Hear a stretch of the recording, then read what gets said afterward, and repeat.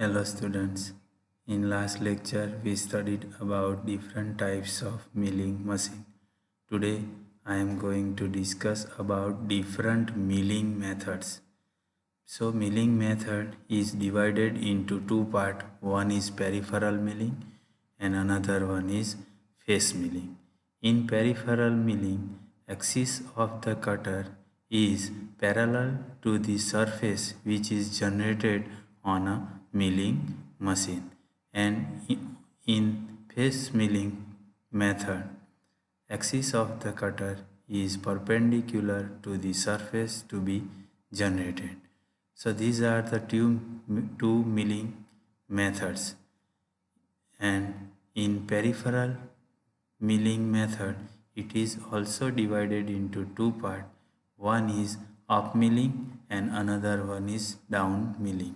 Up milling is also known as a conventional milling and down milling is known as a climb milling. First we will see about up milling method. The up milling method જે છે જેની અંદર જે workpiece આકૃતિમાં જોતા workpiece જે દિશામાંથી feed કરવામાં આવે છે અને કટર જે ફરે છે, અહીં આકૃતિમાં કટર ક્લોકવાઇઝ દિશામાં ફરે છે અને તેની સામે વર્કપીસને ફીડ કરવામાં આવે છે. એટલે કે અપ મિલિંગ મેથડની અંદર કટર વર્કને ફીડ કરવામાં આવતી દિશાની વિરુદ્ધ દિશામાં ફરે છે. તો કટર ક્લોકવાઇઝ દિશામાં ફરે છે આકૃતિમાં અને એની સામે વર્કપીસને ફીડ કરવામાં આવે છે. એટલે એવું કહેવામાં આવે છે કે કટર વર્કને ફીડ કરવામાં આવતી દિશાની વિરુદ્ધ દિશામાં ફરે છે. તથા જ્યારે અપમિલિંગ મેથડ દ્વારા મિલિંગ ઓપરેશન કરવામાં આવે છે ત્યારે શરૂઆતમાં જે ચીપ નીકળે છે એ પાતળી ચીપ નીકળશે અને પછી જેમ જેમ આપણે મિલિંગ ઓપરેશનનો પ્રોગ્રેસ થતો જશે તેમ તેમ ત્યારબાદ એ ચીપની જાડાઈ વધતી જશે. એટલે કે ચીપ શરૂઆતમાં પાતળી અને જ્યારે કટર વર્કપીસને છોડે છે ત્યારે જાડી નીકળે છે. નેક્સ્ટ કે અપમિલિંગમાં કટર વર્કપીસને તેની સાથે આગળ ધકેલવામાં તેમજ ઉપર ઉઠાવવા પ્રયત્નશીલ રહે છે. તો વર્કપીસ જે છે તે કટરની રોટેશનની દિશાની સામે ફીડ કરવામાં આવે છે. એટલે વધારે કટિંગ ફોર્સ જનરેટ થાય છે અને આ કટર જે છે તે વર્કપીસને પોતાના રોટેશનની દિશા તરફ ધકેલવા માટે પ્રયત્ન કરશે, જેના લીધે આ વર્કપીસ જે મિલિંગ મશીનના ટેબલ ઉપર વર્ક હોલ્ડિંગ ડિવાઇસની અંદર ક્લેમ્પ કરવામાં આવ્યો હશે તે ક્લેમ્પમાંથી ઉપર ઉઠવાનો પ્રયત્ન કરશે, કારણ કે વર્કપીસ જે છે એ કટરની ફરવાની દિશાની સામેથી ફીડ કરવામાં આવે છે. એટલા માટે વર્કપીસ ઉપર વધારે કટિંગ ફોર્સ લાગશે અને કટર એને પોતાની ફરવાની દિશામાં ધકેલવા માટેનો પ્રયત્ન કરશે, જેના લીધે વર્કપીસ ઉચકાઈ જવાનો પ્રોબ્લેમ અપમિલિંગ પ્રોસેસમાં આવશે. એટલે કે જો વર્કપીસને વ્યવસ્થિત રીતે મશીનના ટેબલમાં ફિક્સચર દ્વારા ક્લેમ્પ કરવામાં આવેલ હોય તો એ વર્કપીસ અપમિલિંગ મેથડ દરમિયાન ઉંચકાઈ જતો નથી. એટલે કે ક્લેમ્પિંગ ફોર્સ વર્કપીસને ક્લેમ્પ કરવા માટેનો ફોર્સ વધારે જરૂરી છે અપમિલિંગ પ્રોસેસની અંદર. અને જ્યારે અપમિલિંગ પ્રોસેસ થાય છે ત્યારે વર્કપીસ ઉપર કટિંગ ફોર્સ વધારે જનરેટ થાય છે અને કટર જે છે તે શરૂઆતમાં વર્કપીસ ઉપર સરકે છે અને પછી અચાનક બહાર નીકળી જાય છે, જેના લીધે વર્કપીસ ઉપર સ્ક્રેચ માર્ક અથવા તો લીસોટા જેવું તમને જોવા મળે છે અપમિલિંગ પ્રોસેસની અંદર. ત્યારબાદ અપમિલિંગ ભણી ગયા બાદ જ્યારે ડાઉન મિલિંગ વિશેનો અભ્યાસ કરીશું એટલે કે ક્લાઇમ્બ મિલિંગ વિશે ભણીશું. જો અપ મિલિંગ તમને સમજ પડી હશે તો ડાઉન મિલિંગ મોટે ભાગે એને ઓપોઝિટ મળતું આવે છે. તો ડાઉન મિલિંગની અંદર વર્કપીસને જે ફીડ કરવામાં આવે છે અને કટરની ફરવાની દિશા છે એ બંને એક જ છે. એટલે કે કટર ક્લોકવાઇઝ ફરે છે. તો આગળ આકૃતિમાં જે જોઈ તો કટરની ફરવાની દિશા વિરુદ્ધ છે અને તેની સામેથી વર્કપીસને ફીડ કરવામાં આવે છે. જ્યારે ડાઉન મિલિંગની અંદર જોતા કટર એ જ દિશામાં ફરે છે પરંતુ વર્કપીસને કટરની ફરવાની દિશામાં ફીડ કરવામાં આવે છે. જેના લીધે વર્કપીસ ઉપરથી શરૂઆતમાં જાડી ચીપ નીકળશે મશીનિંગ દરમિયાન અને ત્યારબાદ ધીમે ધીમે પ્રોગ્રેસ થતાં એક ચીપની જાડાઈ પાતળી થતી જશે. અને અહીં કટર જે દિશામાં ફરે છે અને વર્કપીસ પણ એ જ દિશામાં ફીડ કરવામાં આવે છે તો વર્કપીસ કટરની દિશામાં અથવા તો કટર વર્કપીસને પોતાની ફરવાની દિશામાં ખેંચે છે એમ કહી શકાય. અને જેના લીધે કટર જ્યારે વર્કપીસ ઉપરથી મટીરિયલ ચીપના ફોર્મમાં દૂર કરશે ત્યારે વર્કપીસ ઉપર દબાણ આપીને એટલે કે કટિંગ ફોર્સ જે છે તે વર્કપીસ ઉપર લાગે છે એટલે કે દબાવે છે વર્કપીસને કટિંગ ફોર્સ. જેના લીધે જે વર્કપીસને પકડવા માટે મિલિંગ મશીનના ટેબલ ઉપર વર્ક હોલ્ડિંગ ડિવાઇસ વર્કપીસને પકડવા માટે વર્ક હોલ્ડિંગ ડિવાઇસ ઉપયોગમાં લેવામાં આવે છે જેના ઉપર કટિંગ ફોર્સ લાગશે અને તેના લીધે વર્કપીસ જે અપ મિલિંગની અંદર વર્કપીસ ઉંચકાઈ જાય છે એ પ્રોબ્લેમ ડાઉન મિલિંગ મેથડની અંદર આવશે નહીં. જેના લીધે વર્કપીસને હોલ્ડ કરવા માટે વર્ક હોલ્ડિંગ ડિવાઇસ જે મિલિંગ ઓપરેશનની અંદર યુઝ થાય છે જેની ડિઝાઇન સરળ અને હલકી બને છે.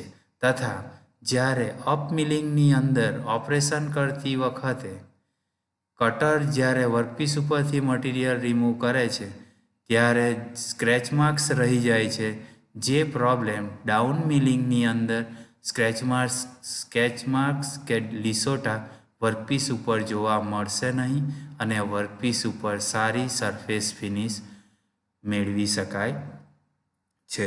તો આવી રીતે અપ મિલિંગ અને ડાઉન મિલિંગ આકૃતિ ડ્રો કરીને તમે સમજાવી શકો તથા અપ મિલિંગ એટલે કે કન્વેન્શનલ મિલિંગ અને ડાઉન મિલિંગ એટલે કે ક્લાઇમ્બ મિલિંગનો ડિફરન્સ પણ તમે લખી શકશો.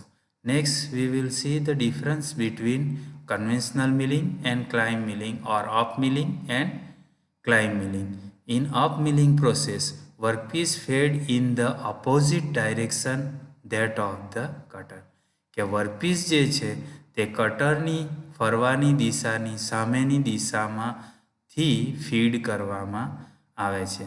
While in down milling process or climb milling, workpiece is fed in the same direction that of the cutter. કટરની જે દિશા છે ફરવાની તે જ દિશામાંથી વર્કપીસને ફીડ કરવામાં આવે છે.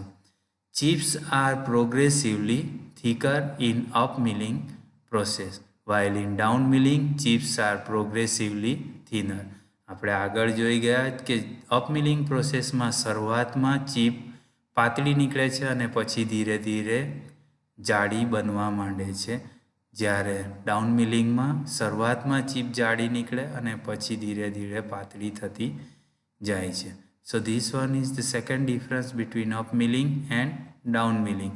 Third difference is strong clamping is required since the cutting force is directed upward and tends to lift the workpiece.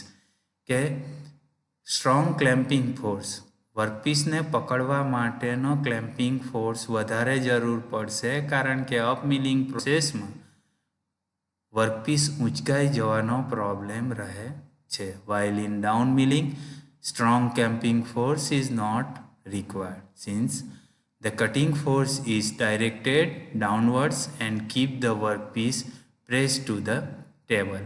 Cutting force જે જનરેટ થાય છે ડાઉન મિલિંગમાં એ વર્કપીસની ઉપરથી એટલે કે ડાઉનવર્ડ ડાયરેક્શનમાં જનરેટ થાય છે, જેના લીધે જે વર્કપીસને દબાવી રાખે છે, જેથી વર્કપીસ સરળતાથી ક્લેમ્પની અંદર પકડાવી શકાય છે. Fourth difference, in up milling process, poor surface finish is achieved since chips gets accumulated at the cutting zone. Cutting zone પાસે ચીપ ભેગી થાય છે અને સ્ક્રેચ માર્ક્સ આવી જાય છે, એટલે કે પુઅર સરફેસ ફિનિશ મળે છે. While in down milling, it gives good surface finish and the chips are thrown away from the cutting zone or cutting area. And last difference, up milling is used for machining hard material, while in down milling it is used for soft material and for finishing operation. So this one is the difference between conventional and climb milling. Next we will see the different milling operations, કે milling machine ઉપર કયા કયા operation કરવામાં આવે છે. તો milling machine ઉપર નીચે મુજબના ઓપરેશન કરવામાં આવે છે, જેનું લિસ્ટ નીચે તૈયાર કરેલ છે, કે જેની અંદર આકૃતિમાં પણ બતાવેલ છે. આ દરેક ઓપરેશન 1 to 13 or 1 to 11 આપણે એક પછી એક ડિટેલમાં ભણીશું, પરંતુ હાલમાં જે ક્વેશ્ચન છે જેની અંદર મિલિંગ મશીનના મિલિંગ મશીન ઉપર થતા જુદા જુદા ઓપરેશનનું લિસ્ટ તૈયાર કરવા માટે પૂછાયું હોય તો તમારે ફક્ત એ ઓપરેશનના નામ લખવાના રહે છે.